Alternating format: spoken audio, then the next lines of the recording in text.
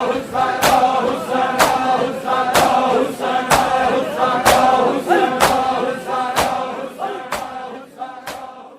پھر بھائی کو کفن مل جاتا اور بہن کو چادر مل جاتا.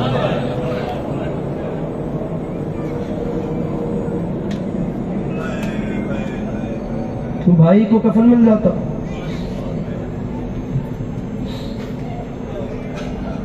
سر معذرت چاہتا ہوں، مجھے پورا تو یاد نہیں ہے. بابا حسنین اکبر کا شعر ہے، اس کا مصرع اولا میرے ذہن میں نہیں، مصرع ثانی میں آپ کو سناتا ہوں. اور وہ بھی اسی لیے سنا رہا ہوں کہ مصرع ثانی میں پورا دیوان مصائب بند ہے. لیکن پہلے مصرع کا کچھ خیال ایسا ہے کہ ہر قسم کا ظلم شام کے رہنے والوں نے آزمایا، لیکن وہ حد صبر سکینہ نہ پا سکے.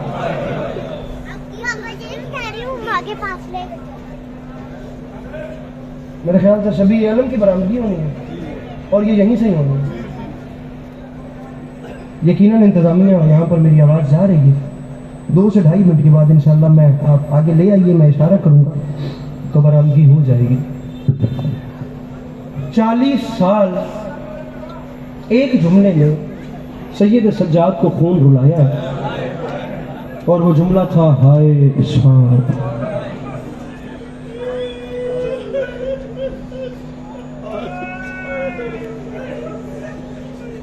ابن منظر صحابی ہیں میرے مولا کے. مولا خیر، مولا قربانیاں تو کربلا بھی ہوئی، شام ایسا کیا ہو گیا؟ ہر وقت ہی شام کو یاد کر کے روتے ہیں. سرکار نے فرمایا ظلم کربلا بھی بڑے ہوئے لیکن شام پہ مجھے دکھ بڑا ہے. فرمایا کیا؟ سجاد فرماتے ہیں ایسے تو تمام رائی ظلم کرتے رہے، لیکن جس وقت شام بازار شام میں ہمارا قافلہ داخل ہوا اس وقت ان کے ظلم کے رنگ تبدیل ہو گئے. مولا کیسے؟ سامعین، میں نے کبھی مجلس کو ٹارگٹ نہیں بنایا. میرے مولا جانتے ہیں جتنی بھی خیرات ہو جائے میں اپنے دامن میں لے کے چلتا ہوں، کیونکہ میں تو حقدار ہی نہیں. میں سکی حسین جیسے ممبر کی بلندی پہ مجھے جیسا خاک نشین کہاں سے آ جائے، یہ اتنا بلند ممبر ہے. میرا یہاں پہ کھڑا ہونا بھی بہت بڑی بات ہے، لیکن میں اپنا دامن پھیلائے کھڑا ہوں. اگر آپ میں سے ایک آنسو کوئی میرے دامن میں ڈالے میری بخشش کا سامان ہو جائے، میں سمجھتا ہوں یہ سب سے بڑا گریہ ہے. کوئی حسرت نہیں، بی بی ممبر پہ سزا دیں اگر میں کوئی ٹارگٹ رکھ کے پڑھوں کہ تسی انج رہو یا انج رہو، لیکن میں گل سے سمجھا سکے اسے رات بستر کے تڑپن واسطے ایک کا جملہ کافی ہے. شام میں ایسا کیا ہوا؟ فرماتے ہیں واحد تھا شام کا بازار جہاں جس ظالم کا دل کرتا تھا وہ ایک ہاتھ سکینہ کی زلفوں میں ڈال کے اور دوسرے ہاتھ سے تماچا مار کے کہتا تھا اب بلا عباس کو.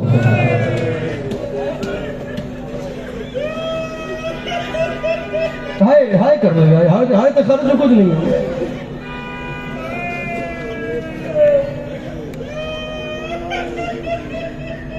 بھائی صاحب ایک کچھ شعر کہتے ہم نے 2-3 سال پہلے، میں تبرکاً آپ کو سنا رہا ہوں.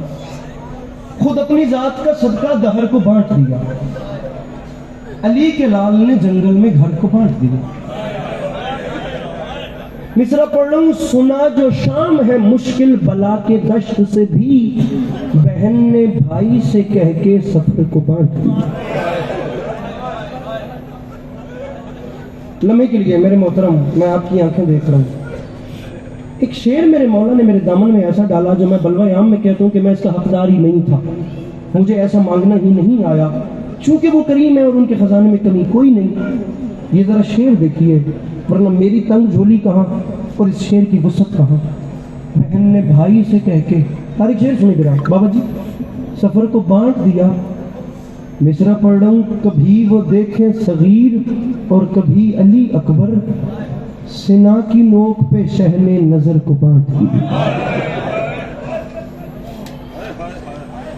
زیادہ کرو سنا کی نوک پہ شہن. سبھی سے آپ سنتے ہیں کہ کربلا کے میدان سے مشکل تھی شام. میں آج کی شب کے حوالے سے ایک جملہ کہنا چاہتا ہوں. مجھے 2 روایات پڑھنی اور علم کی برآمدگی کروانی ہے.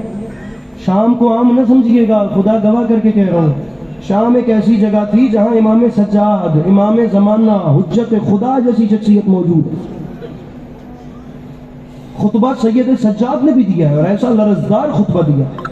فرمایا میں زمزم کا بیٹا ہوں, میں صفا کا بیٹا, میں مروہ کا بیٹا, میں اس کا بیٹا ہوں جو شب معراج پردے کے اس جانب سے بولا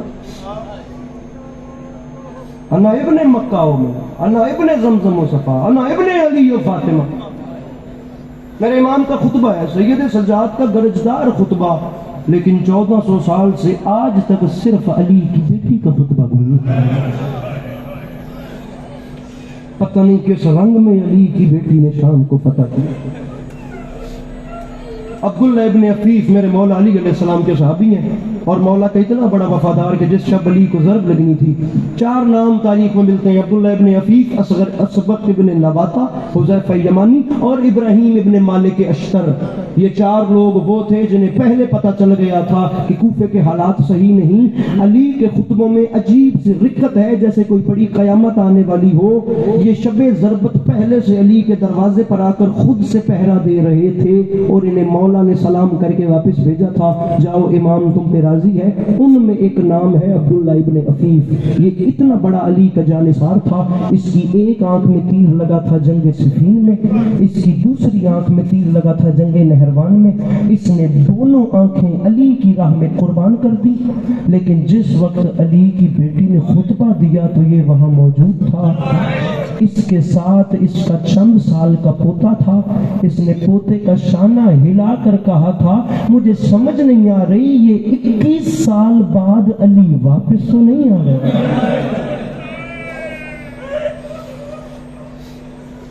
اہلیان لاہور, پوری مجلس بھول جانا, یہ ایک جملہ نہ بھولنا.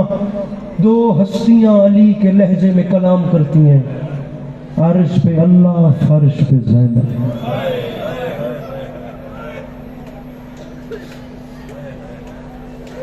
جو امام زمانہ کو شام کی راہوں میں ایک ایک موڑ پہ رائے دینا, اسے زینب عالیہ کہتے ہیں.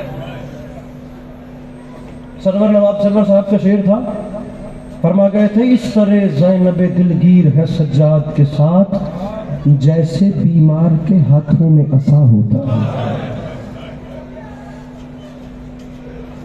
ابن منذر کا سوال تھا مولا ہر وقت شام کیوں, ایسا بھی کیا ہوا؟ سرکار فرماتے ہیں ایک دن میں کتنی اذانیں ہوتی ہیں؟ کہنے لگا 5. امام نے فرمایا ابن منذر شام کے بازار کی سجاوٹ کے انتظار میں میری پھوپھیوں نے بازار کے باہر کھڑے کھڑے 17 اذانیں سنی.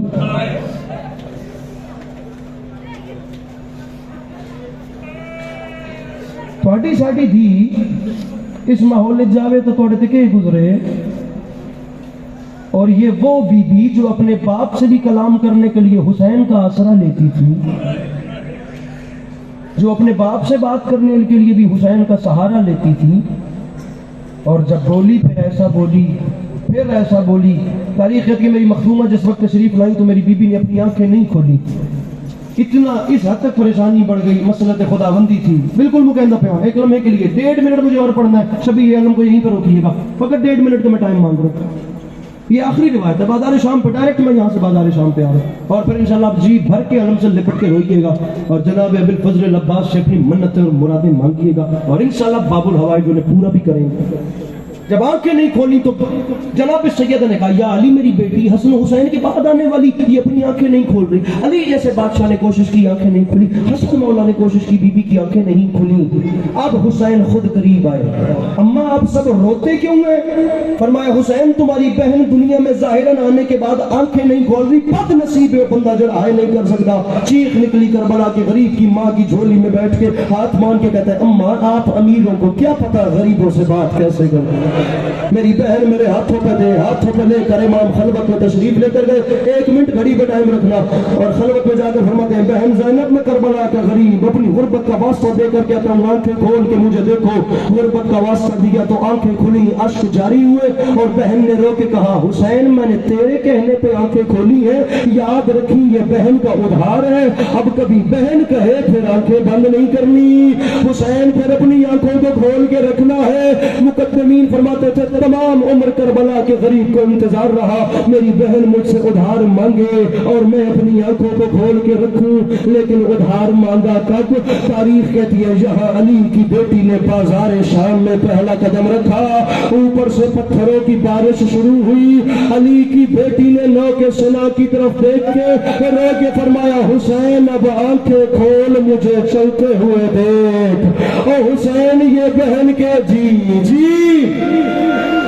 آخری جملہ اور حسین یہ بہن کے ادھار واپس مانگنے کا وقت آ گیا۔ سامعین گرامی مقدمین پڑھا کرتے تھا وہ صابر شاہ بے نے خدا درجات بلند فرما دے، میں پنجابی زبان ہی کر گئی تھا ممبر چھوڑ دا پیا برام کی کرن دا پیا سلطان ذاکرین فرمایا نہیں یزید کے اللہ لعنت کرے، اس ملعون کیا میرا دل چاہتا ہے میں کہہ دیا دا تماشا دیکھا میں بار بازار وچ رہ چلو اے آپ کی یزید ملعون اپنی کرسی لوائیے بازار دے وچ، بازار دے اس کونے تے یزید آ کے بیٹھا، بازار دے اس کونے تو علی دی دنیا پہلا بازار وچ قدم رکھیا تے پتھراں دی بارش شروع ہوئی ہے، تاریخ دی قدم آندا گیا تے بارش شروع ہوئی، چند لمحے دے بعد یزید فوج بلا کے آکھیا سپاہیوں میرا دل گھبریندا پیے میں واپس دربار وچ لے چلو، اس گل تے برآمدگی پئی ہوندی میں نہ کری ماتم لیکن من جواب دے بازار وچ رش ودیا تے یزید دا دل گھبرایا او واپس دربار وچ ٹر گیا، رکھ سر تے قرآن تے منشیہ سنی بھرا جواب دے، اور جس بازار دے رش وچ ایک شرابی دا دل گھبرا گیا اللہ جانے اس رش نو زینب عبور کیویں کیتا جڑی موڑ موڑ تے آدھی آئی ہے میں غازی دی بہن اور میں اکبر دی ماں اور میں اس موڑ تے چادر